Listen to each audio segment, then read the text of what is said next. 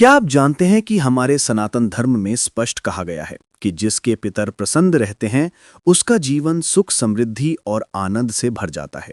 लेकिन जिसके पितर अप्रसन्न हों वो चाहे कितनी भी पूजा पाठ कर ले, चाहे कितने भी व्रत और हवन कर ले, उसके जीवन का फल अधूरा और असंतुलित ही रहता है। यही कारण है कि श्राद्ध पक्ष और विशेषकर सर्वपितृ अमावस्या का दिन केवल धार्मिक तिथि नहीं बल्कि जीवन का गहन संदेश देने वाला क्षण माना जाता है। मित्रों, इस वर्ष 21 सितंबर 2025 रविवार का दिन एक अद्भुत और दुर्लभ संयोग लेकर आ रहा है। ये केवल अमावस्या ही नहीं है बल्कि इस दिन एक खगोलीय घटना, आंशिक सूर्य ग्रहण भी घटित होगी।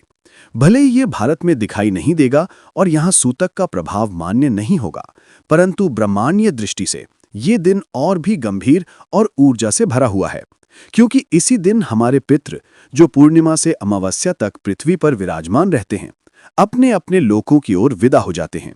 यही कारण है कि इसे पितरों की विदाई का दिन भी कहा गया है। जरा कल्पना कीजिए, एक ओर पितरों का आशीर्वाद लेकर वे अपने सूक्ष्म लोक की यात्रा पर लौट रहे हैं और दूसरी ओर अगले ही दिन से नवरात्रि का मंगलारंभ होने जा रहा है। यह केवल कैलेंडर का बदलाव नहीं बल्कि जीवन के एक चक्र का पूर्ण होना और नए अध्याय की शुरुआत है। इसलिए इस दिन पितरों को श्रद्धापूर्वक विदा देना, उनके लिए दीप प्रज्वलित करना, जल अर्पण करना और श्रद्धा भाव से श्राद्ध करना अत्यंत आवश्यक है। परमहंस योगानंद जी ने भी यही शिक्षा दी थी कि जब तुम अपने पूर्वजों के प्रति कृतज्ञता व्यक्त करते हो तो तुम्हारी सांसें केवल वायु नहीं रहती, वे प्रार्थना बन जाती हैं। और जब श्वास प्रार्थना बनती है तो आत्मा ऊंचाई की ओर उठने लगती है। इसीलिए चाहे आपने पितृपक्ष के दौरान किसी विशेष तिथि पर श्राद्ध किया हो या किसी कारणवश छूट गया हो, 21 सितंबर की इस अमावस्या पर अपने पितरों को एक बार स्मरण अवश्य करें, आभार प्रकट करें और उनका आशीर्वाद प्राप्त करें। यही आशीर्वाद आपके आने वाले कल को प्रकाशित करेगा। इस प्रकार मित्रों, आज की ये अमावस्या मात्र एक साधारण तिथि नहीं है, ये है पितरों की विदाई का क्षण, सूर्य ग्रहण का ब्रह्मांडीय संदेश और नवरात्रि के स्वागत का द्वार। इसी कारण से इस दिन को शुभ, दुर्लभ और अत्यंत शक्तिशाली माना गया है। वीडियो को शुरू करने से पहले वीडियो को लाइक करें, चैनल को भी सब्सक्राइब कर देना और कमेंट बॉक्स में लिखें ओम पितृदेवाय नमः, ताकि पितरों का आशीर्वाद आपके जीवन में स्थायी रूप से बना रहे। और अब हम आपको विस्तार से बताने जा रहे हैं कि 21 सितंबर का ये दिन आपके लिए क्यों विशेष है, कौन से कार्य अवश्य करने चाहिए और किन से अवश्य बचना चाहिए। तो आइए इस अद्भुत और पवित्र यात्रा की शुरुआत करते हैं। मित्रों, सर्वपितृ अमावस्या का सबसे पहला और मुख्य कार्य है अपने पितरों से विनम्रता के साथ क्षमा मांगना। आज वे हमें आशीर्वाद देकर अपने लोगों की ओर लौट रहे हैं। पूरे पितृपक्ष के इन 15 दिनों में चाहे आप भोजन अर्पित कर पाए हों, पिंडदान कर पाए हों या किसी कारणवश छूट गया हो, आज के दिन एक बार सच्चे मन से उनसे कहें, हे पितृदेव, यदि जाने अनजाने कोई त्रुटि हुई हो तो मुझे क्षमा करें। मैं जो अर्पण कर रहा हूं कृपया उसे स्वीकार करें। यही भावना उन्हें प्रसन्न करती है। इस वर्ष पितृपक्ष की शुरुआत 7 सितंबर से हुई थी और अब इसका अंतिम दिन 21 सितंबर 2025 को आ रहा है। यह विशेष दिन, जिसे सर्वपितृ अमावस्या कहा जाता है, न केवल तर्पण और श्राद्ध का समापन है बल्कि यह हमारे जीवन में कृतज्ञता और नई शुरुआत का भी प्रतीक है। आप चाहें तो इस दिन एक छोटा सा विशेष कार्य भी कर सकते हैं। अपने पूर्वजों के नाम पर एक पेड़ अवश्य लगाएं। ये केवल प्रतीकात्मक कार्य नहीं बल्कि धरती और प्रकृति के प्रति कृतज्ञता का संदेश है। साथ ही दक्षिण दिशा की ओर मुंह करके किसी जरूरतमंद को टॉर्च दान करें। मान्यता है कि ये दान पितरों की आत्मा के मार्ग को प्रकाशित करता है और आपके घर में भी प्रकाश और सकारात्मकता भर देता है। इसके अतिरिक्त शाम के समय दक्षिण दिशा की ओर घर के बाहर सरसों के तेल का चौमुखी दीपक जलाना अत्यंत शुभ माना गया है। ये दीप न केवल पितरों का सम्मान है बल्कि अंधकार से प्रकाश की ओर यात्रा का प्रतीक है। योगानंद जी कहते थे कि सच्ची प्रार्थना तभी फलित होती है जब वो हृदय की गहराई और सजग श्वास से की जाए। इसलिए जब आप दीप जलाएं या पुष्प और अक्षत अर्पित करें तो 3 गहरी नाभि श्वास लेकर अपने पितरों का स्मरण करें। हर श्वास के साथ कृतज्ञता का भाव जोड़ें। श्वास अंदर लेते समय मन में कहें, आपका आशीर्वाद मेरे साथ है, और श्वास छोड़ते समय कहें, मेरी त्रुटियों को क्षमा करें। ये साधना तर्पण को और भी प्रभावशाली बना देती है। ध्यान रहे, अमावस्या की तिथि इस वर्ष 21 सितंबर की रात 12:16 से शुरू होकर 22 सितंबर की देर रात 1:23 तक रहेगी। लेकिन उदया तिथि को देखते हुए पूजा और व्रत 21 सितंबर को ही करना उचित होगा। आज का दिन भावनाओं से भरा हो सकता है। एक और पितरों को विदाई का क्षण है और दूसरी ओर अगले दिन से नवरात्रि की तैयारियां भी आरंभ होंगी। इसलिए पहले घर और आंगन को शुद्ध करें। घर को अच्छे से धो पोंछकर गुलाब जल या इत्र का छिड़काव करें। ये बाहरी शुद्धि आपके भीतर की शांति और पवित्रता का भी प्रतीक है। याद रखिए, जब मन और वातावरण दोनों पवित्र होते हैं तभी साधना और पूजा का वास्तविक फल मिलता है। यही तो हमारे ऋषियों और योगानंद जी की शिक्षा रही है। शुद्ध आहार, शुद्ध श्वास और शुद्ध वातावरण, यही आत्मिक उन्नति की 3 सीढ़ियां हैं। मित्रों, ध्यान रखिए कि सर्वपित्र अमावस्या के दिन प्रातःकाल ही जागना अत्यंत आवश्यक है। परंपरा कहती है कि इस दिन यदि संभव हो तो पवित्र नदियों में स्नान करना चाहिए। यदि गंगा, यमुना या किसी अन्य तीर्थ पर जाना संभव ना हो तो कोई चिंता नहीं। आप अपने घर में ही स्नान के जल में गंगा जल और काले तिल मिलाकर स्नान करें। इससे शरीर की बाहरी शुद्धि के साथ साथ वातावरण की आध्यात्मिक शुद्धि भी होती है। यदि ये भी न कर सकें तो कम से कम गंगा जल को पूरे घर में छिड़कें। गंगा जल के साथ गुलाब जल का छिड़काव या फर्श पर गुलाब जल से पोछा करना भी अत्यंत शुभ माना गया है। सुगंध और पवित्रता का ये मेल नकारात्मक ऊर्जा को दूर करता है और घर परिवार में शांति का संचार करता है। इस दिन पितरों के निमित्त तर्पण और पिंडदान करना विशेष फलदायी होता है। साथ ही जीव जंतुओं को अन्न देना भी पूर्वजों की प्रसन्नता का साधन है। गायें, कुत्ते, कौवे और चींटियों को भोजन कराना केवल परंपरा नहीं है, बल्कि ये जीवन के सभी रूपों में देवत्व को मान्यता देना है। इसके साथ ही ब्राह्मणों को भोजन कराना, यथाशक्ति दान दक्षिणा और वस्त्र प्रदान करना भी अत्यंत पुण्यदायी होता है। अंत में जब आप शंख बजाकर उन्हें विदा करते हैं तो ये नाद वातावरण को पवित्र करता है और आपके संकल्प को देवताओं तक पहुंचा देता है। परमहंस योगानंद जी कहते थे कि दान, प्रार्थना और सेवा तभी प्रभावी होते हैं जब वे अहंकार से मुक्त और श्वास की सजगता से जुड़े हों। इसलिए जब भी आप अर्पण या दान करें, उस समय 3 गहरी नाभि श्वास लें और मन में ये भाव रखें कि आप केवल वस्तु नहीं दे रहे, बल्कि अपने भीतर की ऊर्जा और प्रेम साझा कर रहे हैं। साथ ही इस दिन कुछ बातों का विशेष ध्यान रखें। घर में कपड़े धोना, झूठ बोलना, अनावश्यक बहस करना या देर तक सोना अशुभ माना गया है। क्रोध, कला, अनैतिक कार्य या किसी की निंदा करने से पितृ अप्रसन्न हो जाते हैं। शमशान या सुनसान स्थानों पर जाने से बचना चाहिए, क्योंकि अमावस्या की रात को नकारात्मक शक्तियां अधिक प्रबल होती हैं। इस पावन तिथि पर पितरों के नाम से पीपल वृक्ष पर जल चढ़ाना और दीपक प्रज्वलित करना अत्यंत शुभ माना गया है। मान्यता है कि पीपल में त्रिदेव का वास होता है और यहां अर्पित किया गया जल सीधे पितरों तक पहुंचता है।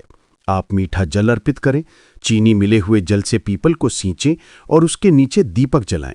साथ ही चींटियों को आटा या मीठा भोजन दें।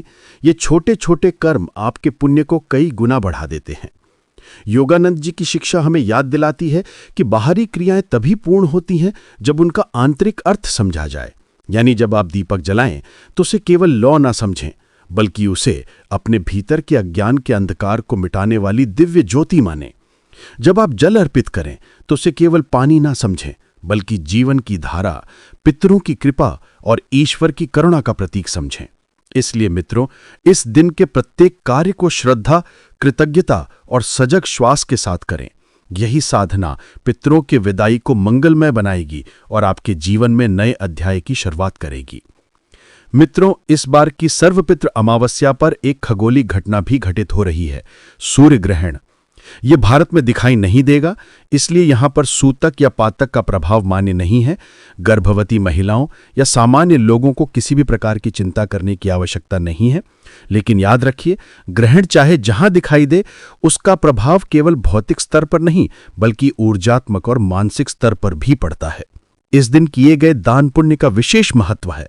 शास्त्रों में बताया गया है कि गेहूं, गुड़ और चावल का दान सूर्य को प्रसन्न करता है और पितरों की आत्मा को तृप्त करता है।